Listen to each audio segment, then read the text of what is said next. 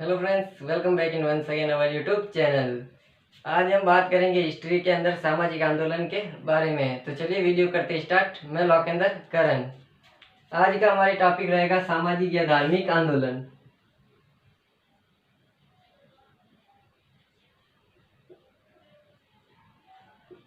सामाजिक या धार्मिक आंदोलन। तो सबसे पहले हम देखते हैं ये क्या है, फिर इनके बारे में हम आगे जानेंगे।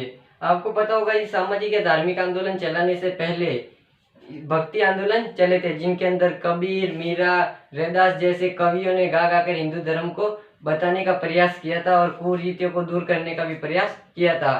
तो उसी तरह धार्मिक आंदोलन कि जब अंग्रेज आए, अंग्रेज हमारे भारतीयों को हिंदू धर्म में हिंदू धर्म को बदलना चाहते थे, हिंदू धर्म को खत्म करना चाहते थे। वह ईसाई बनने पर हिंदुओं को क्या देते थे, जोर देते थे कि आप ईसाई बनिए, हम आपको अधिक से अधिक फैसिलिटी देंगे, ये देंगे, बड़े बड़े पदों पर आपको नियुक्त करेंगे, आपके हिंदू धर्म में ये बुराई है, वो बुराई है।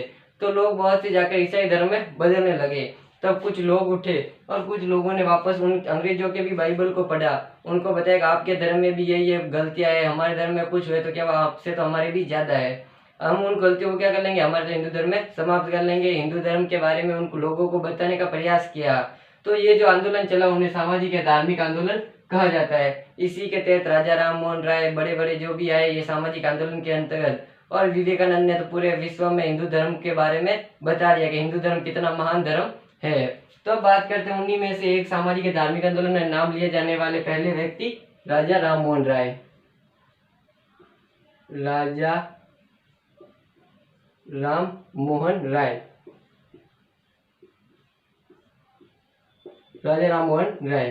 सबसे पहले तो मैं आपको इधर ही बता दूं कि ये कोई राजा वाजा नहीं थे। इनको राजा की उपाधि दी थी। किसने दी थी? तो अकबर ने। अकबर, अब फर्स्ट तो इधर होगा नहीं, तो अकबर दिखते नहीं, इनको क्या दी थी? राजा की उपाधि दी थी। अब इनके उपनाम बहुत है, तो हम पहले क्या इनके उपनाम देख लेते हैं ताकि हमें क्या आगे कठिनाइयां न हो। तो सबसे पहले हम इनके उपनामों पर नजर डालते हैं।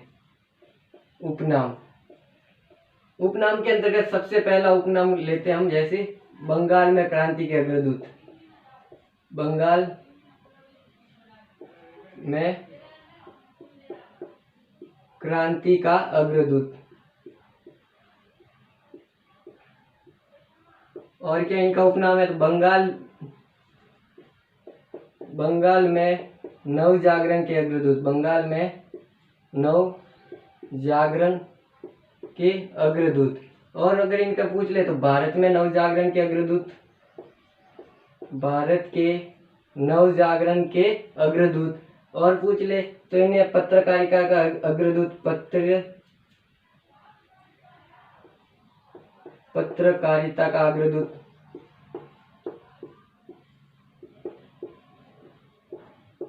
अग्रदूत। और पूछ ले तो इन्हें क्या कहा जाता है? इन्हें भारत का पितामह, भारत का पितामह या आधुनिक भारत का पिता, आधुनिक भारत का पिता। तो ये इनके कुछ क्या हो जाएंगे? उपनाम हो जाएंगे। और एक याद रख ले, युगदूत। युगदूत किसने कहा था? तो ये सुभाष चंद्र बोस ने इनको युगदूत भी कहा था। तो ये सारे इनके क्या हो जाएंगे? उपनाम हो जाएंगे। बंगाल में क्रांतिकारी का अग्रदूत, भारत में क्रांतिकारी का अग्रदूत, भारत में नवजागरण के अग्रदूत, पत्रकारिता का अग्रदूत, क्योंकि इन्होंने सबसे पहले क्या है, पत्र निकालने का कार्य प्रारंभ किए थे। पत्र निकालने वाले, तो इन्होंने भी बहुत सी पत्रकारिताएं निकाली थी, इसलिए पत्रकारिता का अग्रदूत।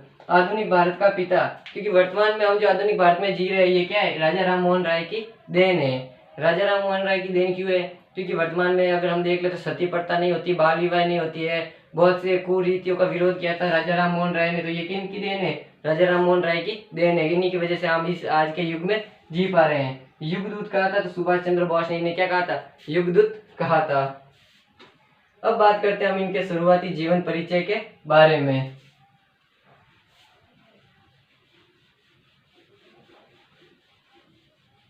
अब बात करते हैं इनके जीवन परिचय से रिलेटेड पूरा जानते हैं। सबसे पहले इनका जन्म।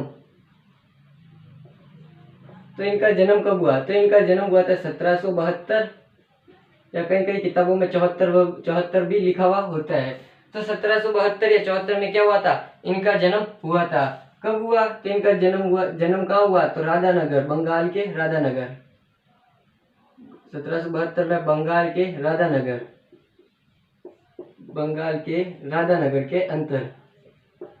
राधानगर के अंदर किस परिवार में हुआ? तो ब्राह्मण परिवार में इनका जन्म हुआ।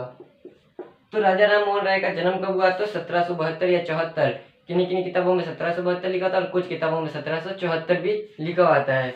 तो इनका जन्म होता है बंगाल के राधानगर में एक ब्राह्मण परिवार के अंतर्गत। अब हम इनके आगे चलते हैं कि इनके आगे क्या हुआ। तो 1809 में इन्होंने एक पत्रकारिता निकाली, तोहफात उल मुहिदीन।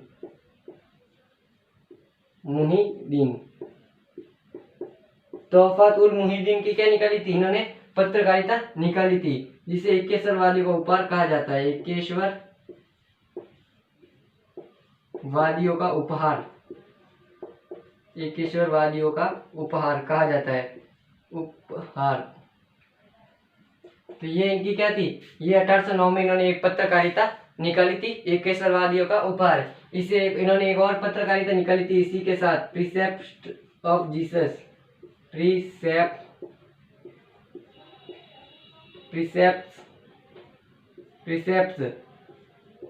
Of Jesus. तो इन्होंने क्या 1809 में 2 पत्रकारिताएं निकाली थी, आप याद रखो। तो 1809 में इन्होंने निकाली थी तोहफात उल मुहिदीन और प्रीसेप्ट्स ऑफ जीसस नाम की क्या इन्होंने 2 पत्रकारिताएं निकाली थी। अब इनकी लाइफ में क्या आएगा? एक टर्निंग पॉइंट आएगा, जिसके कारण हम आज राजा राम मोहन राय को पढ़ रहे हैं। वो क्या था? तो वो था 1811 में। इनके भाई थे जगमोहन की मृत्यु हुई। तो जगमोहन की पत्नी को क्या किया जा रहा था? सती किया जा रहा था। जब ये देखा राजा राम मोहन राय ने कि ये तो सरासर ये कहीं क्या परंपरा है, ये तो सरासर क्या है? मर्डर है। इसे कोई इसका क्या, इन्होंने इसको क्या नाम दिया था? मर्डर दिया था। This is not a Sati, this is a murder. ये क्या था? किसने? राजा राम मोहन राय ने। तो इन्होंने अपने परिवार का विरोध किया कि ये सही नहीं है। तो परिवार ने कहा ये तो हमारी परंपरा चली आ रही है, पति के मरने के बाद पत्नी विधवा नहीं रहती है और उसे सती करना पड़ता है। तो अगर भारत की पहली सती पूछ ले आपसे कौन थी, इसी के साथ हम थोड़ा और ज्यादा जान लेते हैं। तो 510 ईस्वी में एरन अभिलेख से हमें पता चलता है क्या कि एक शासक था भानुगुप्त राजा था। वह किसी युद्ध में गया था, उसके साथ इसका एक सेनापति था गोपराज की मृत्यु हुई थी। तो इस गोपराज की पत्नी ने क्या किया था? सती किया था। ये भारत की पहली सती मानी जाती है और ऐसे हमारी हिंदू परंपरा में पहली सती माता पार्वती को मानी जाती है। अब बात करते हैं, तो इन्होंने इनका विरोध किया राजा राम मोहन राय ने।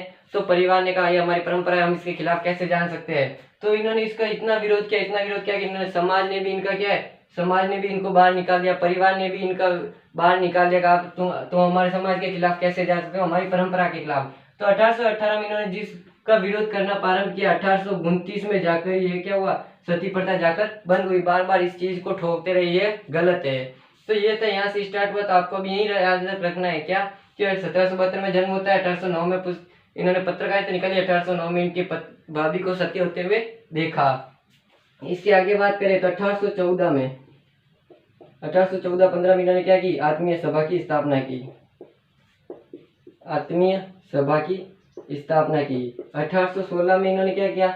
तो स से सोसाइटी, वेदांत सोसाइटी की स्थापना की।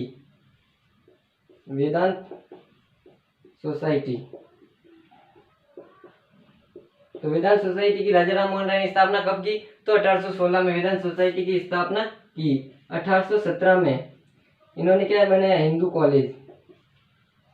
कॉलेज की स्थापना की। हिंदू कॉलेज की स्थापना कब की? तो 1817 में राजा राम मोहन राय ने हिंदू कॉलेज की स्थापना की। 1821 में इन्होंने एक और पत्र निकाला था, संवाद कौमुदी। किस भाषा में निकाला? तो बंगाली भाषा में क्या निकाला था? संवाद कौमुदी नामक एक पत्र निकाला। इतने सारे पत्र निकालने का इसीलिए इन्होंने क्या इसलिए इन्हें क्या कहा जाता है? पत्रकारिता अग्रदूत। फिर 1822 में इन्होंने एक और पत्र निकाला, मिराकुल।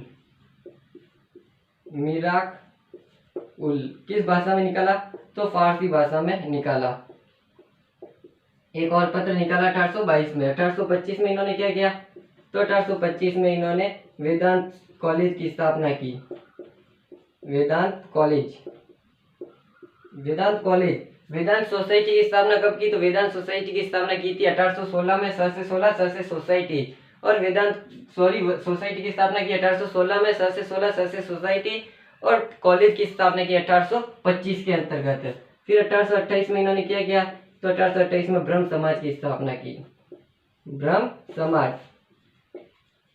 तो ब्रह्म समाज की स्थापना कब की? तो 1828 में राजा राम मोहन राय ने क्या की? ब्रह्म समाज की स्थापना की। फिर 1829 में जाकर, 1829 में जाकर क्या किया? इन्होंने सती प्रथा का विरोध किया। सती प्रथा का विरोध कर रहे थे और यहाँ पर जाकर सती प्रथा को बंद किया गया और सती प्रथा को क्या है? अपराधिक घोषित किया गया कि अब से जो भी सती करेगा उन और सती कराने वाले जो भी साथ में जाएंगे उन सब का अपराध पर मर्डर का केस लगेगा, उन पर अपराध सजा दी जाएगी उनको। तो 1829 में सती प्रथा बंद होती है। तो राजा राम मोहन राय को अक्सर कंपटीशन एग्जाम में पूछा जाता है किसकी सहायता से बंद की? तो विलियम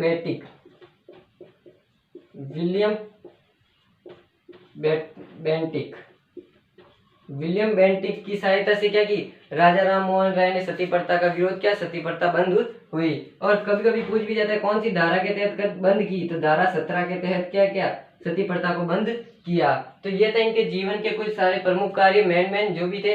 अब इनकी मृत्यु का समय आता है, मतलब 1833 में। 1833 में ये जाते हैं कहाँ? इंग्लैंड चले जाते हैं। कहते हैं लोगों ने इनका घोर विरोध किया कि ये तो हमारी सती होना है, हमारी परंपरा है, हम इससे बंद नहीं कर सकते। तो राजा राम मोहन राय एक हस्ताक्षर अभियान चलाते हैं कि ये गलत है। लोगों से सहमति लेने के लिए ये कहाँ तक चले जाते हैं? इंग्लैंड तक चले जाते हैं। तो 1833 में ये कहाँ जा रहे थे? इंग्लैंड। राजा राम मोहन राय इंग्लैंड जा रहे थे। तो भारत के पहले व्यक्ति थे जो कहाँ? विदेश जा रहे थे। उस समय ये भी परंपरा थी कि जो विदेश चला जाता है वो विदेश का पानी पी लेता है, उसका धर्म भ्रष्ट हो जाता है। तो इनको तो कोई फर्क पड़ता नहीं था क्योंकि इन्हें समाज से भी बाहर निकाला गया था। ब्राह्मण परिवार के होते हुए भी इन्होंने परिवार से भी इन्होंने क्या, परिवार वालों ने भी इनका साथ नहीं दिया था। तो जब ये इंग्लैंड जा रहे थे तो लोगों ने इनका विरोध किया, कैसा? मत जाइए। तो लोग जब ये इंग्लैंड गए तो ये वहां कहाँ रुके? तो ये डॉक्टर कारपेंटर निवास, वहां पर क्या है? ये रुकते हैं, वहां पर निवास करते हैं। डॉक्टर कारपेंटर निवास के घर पर ये क्या करते हैं? वहां पर इंग्लैंड में रहते हैं 1833 में। वहीं पर एक ब्रिस्टल नाम की जगह होती है। क्या? ब्रिस्टल, इंग्लैंड में एक जगह है ब्रिस्टल। वहीं पर इनकी क्या हो जाती है? मृत्यु हो जाती है। तो लोगों को तो बहाना मिल गया कि हमने तो कहा था बाहर मत जाओ, तो वहां पर इनकी मृत्यु हो जाती है। और लोग कहते हैं इन्होंने अंत में क्या? ईसाई धर्म अपना लिया था। तो ऐसी कोई बात नहीं होती है, ईसाई धर्म इन्होंने नहीं अपनाया था। इंग्लैंड में कहा जाता है कि किसी भी व्यक्ति को क्या जलाया नहीं जाता है। हमारी हिंदू परंपरा में सबको जलाया जाता है, लेकिन ईसाई धर्म में वहां पर जलाया नहीं जाता है, वहां पर दफनाया जाता है। तो वहां पर ऐसी थी, किसी को भी जलाया नहीं जाता, वहां पर हर व्यक्ति को दफनाया जाता था। तो इंग्लैंड में थे तो वहां के रूल चलेंगे। तो इंग्लैंड में क्या है? इन्होंने इनको दफना दिया गया था। इन्होंने हिंदू धर्म ही अपनाया रखा था, ईसाई धर्म इन्होंने नहीं अपनाया था। तो वहां पर इनकी मृत्यु हो जाती है। तो ये था इनका शुरुआती पूरा जीवन परिचय के बारे में। 2 ही मिनट में वापस से हम रिवीजन मारते हैं। 1872 में जन्म हुआ, 1809 में इन्होंने पत्रिका निकाली, 1811 में इनकी भाभी सती हो रही थी, 1815 में इन्होंने आत्मीय सभा की स्थापना की, 1816 में सोसाइटी की स्थापना की, 17वां में वेदांत कॉलेज की स्थापना की, हिंदू कॉलेज की स्थापना की, 21 में पत्रकारिता निकाली, 22 में पत्रकारिता निकाली, 25 में इन्होंने वेदांत कॉलेज की स्थापना की, 28 में ब्रह्म समाज की स्थापना की, 29 में इन्होंने सती प्रथा का बंद किया और 33 में इनकी मृत्यु हो जाती है। तो ऐसे ही 2 मिनट में आपको भी रिवीजन मारना है। तो ये हो गया इनका शुरुआती जीवन परिचय के बारे में। अब इनके बारे में हम आगे जानते हैं, इनके ब्रह्म समाज के बारे में।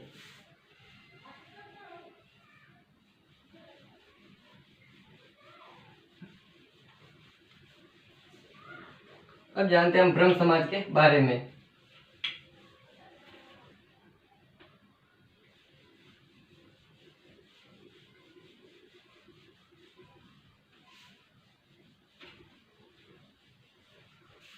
अगर वीडियो अच्छी लगी हो तो लाइक करें, कमेंट करें, चैनल को सब्सक्राइब करना ना भूलें ताकि ऐसी नोटिफिकेशन आपको मिलती रहे। अब बात करते हैं हम ब्रह्म समाज के बारे में।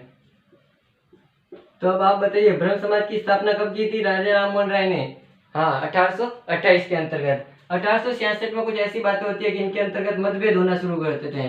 कुछ लोग चाहते हैं ये सिर्फ हिंदुओं का समाज बना रहे, और कुछ लोग चाहते थे कि इसमें जो भी समाज के लोग हैं वो सारे इसके अंतर्गत आ सके। तो इस मतभेद के कारण 1866 में ब्रह्म समाज दो भागों में बढ़ जाएगा। एक तो आदि ब्रह्म समाज, आदि ब्रह्म समाज, और एक आएगा भारतीय ब्रह्म समाज।